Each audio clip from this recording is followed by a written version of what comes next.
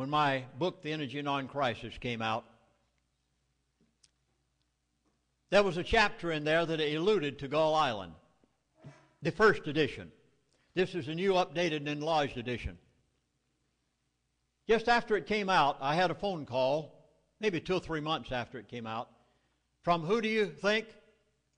Mr. Ken Fromm. The man who was responsible under Atlantic Richfield's leadership to develop the entire east side of the Prudhoe Bay oil field. I have never heard an oil man so mad in my life. He was beside himself. He said, Lindsey, Atlantic Richfield has just fired me. I said, what? You're a career man. You're the head person. You're the senior executive for the development of the oil field. You produce the cracking plant up there at Prudhoe for all the oil up and down the line. You know more about the Prudhoe Bay oil field than anybody. You came up on the first rollicons that came up years ago. He said, yes, but Atlantic Richfield just fired me. I said, why, Ken? Because he said, they've come to realize that I was the one that allowed you to see the information that you wrote in your book, The Energy Non-Crisis. Now he said, Lindsey, you're a missionary, a minister. You're not an oil patch man. And he said, there are a few things in your book that are not letter perfect. He said, would you allow me, he said, I'm so angry at Atlantic Richfield, would you allow me to rewrite your book for you? And make everything letter perfect? I said, Ken, I can't think of anything any better. Because he said, they're going to try to discredit your book on the grounds of a few words that aren't right. For the next 30 days' time, Ken Fromm and I sat across the table from each other and rewrote this book, The Energy Non-Crisis, and he added a chapter. The only place on the face of this earth that you will find recorded the largest pool of oil in North America, and probably the largest on the face of the earth, that our president and our vice president, who are oil men, know about and will not tell you the facts. The only place on the face of the earth you'll find it documented, written word for word. They've never been able to question it, nor in any way say that it's incorrect, because Ken Fromm himself wrote it. The consistency of the oil, the perforations of the pipe, the depth of the field, the pressure of the field, the sulfur content, where it can be refined. It's all right here. The only place you'll find it on the face of the earth. Well, this new updated and enlarged edition came out, thanks to Ken Fromm. About a month or two later, I had another call from him. He said, well, Chaplain, I'm glad I helped you rewrite your book. He said, Atlantic Richfield has just hired me back. They've given me a large increase of pay.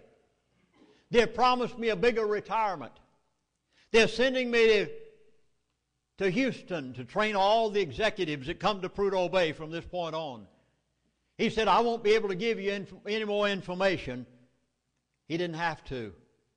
He'd given me enough. Because if the oil, watch me now, you need to take this to heart, because I'm going to make some very drastic statements in a few moments. You think I've said something so far. I haven't said anything that you've ever heard me say before. Because I've only begun giving this in the last 6 months. I decided I could not keep quiet any longer, because your and my freedom is in jeopardy. And unless something is done, America is going to be a has-been. Gasoline at the gas pump, 1 year from now, here in California, could be less than $1.50 a gallon if the oil that our president and vice president know about on the North Slope of Alaska were allowed to come to the refineries in America.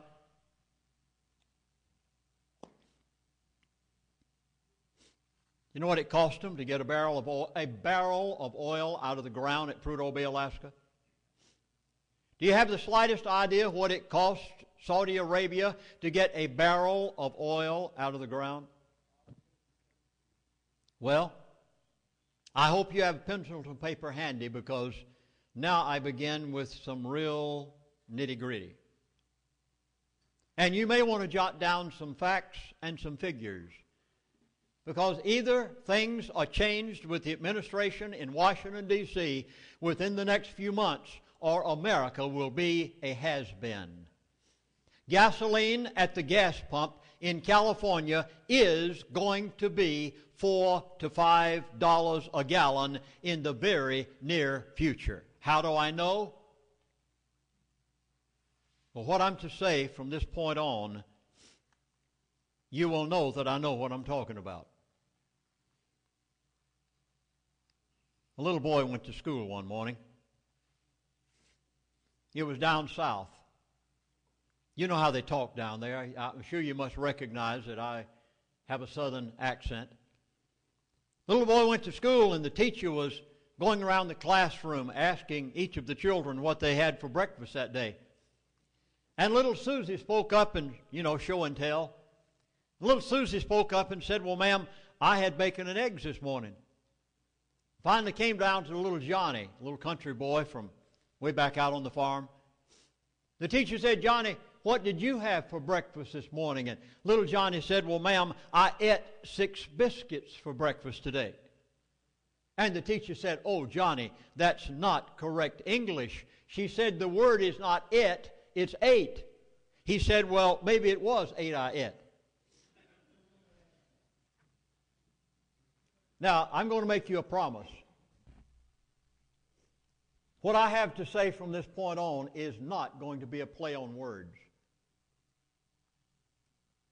I'm going to tell it, as Paul Harvey says, the rest of the story that you don't hear in the news, that only a person who sat in the board meetings with these people, sat across the table from them, rubbed shoulders with them for 3 years, could have ever known. Things that I have not been willing to tell for the past 15 years for fear of my own safety. I've decided I cannot keep quiet any longer. So I hope you have those pencils and papers handy. In the early 60s, crude oil was chosen as the method of controlling the world. It affects every human being. There's only one thing that affects every human on the face of this earth. The toothbrush that you're going to use to brush your teeth with tonight is made out of plastic. Where does it come from? Crude oil. The plastic bag in the garbage can that you put in that you have in your kitchen, it comes from crude oil. The asphalt highway that you drove on in order to get here to this meeting tonight, it came from crude oil. The drugstore, the drugs that you buy, many of them come from crude oil. The shoes that you wear, more than likely they aren't leather. They're probably plastic. It came from crude oil. The polyester clothes that you're wearing, they are a product of crude oil. The price at the grocery store and the hardware store, it's going up because of the price of crude oil. My son and I went to the grocery store the other day. I keep very meticulous records. After all, I have to. Being in the business I'm in, if I was not a meticulous person, I wouldn't be able to write the books I'd wrote. And I keep records of what I pay at the grocery store for things. When I went to the grocery store the other day, every single item, without exception, had gone up from the previous week. My son and I had to go over to the hardware store and get an item.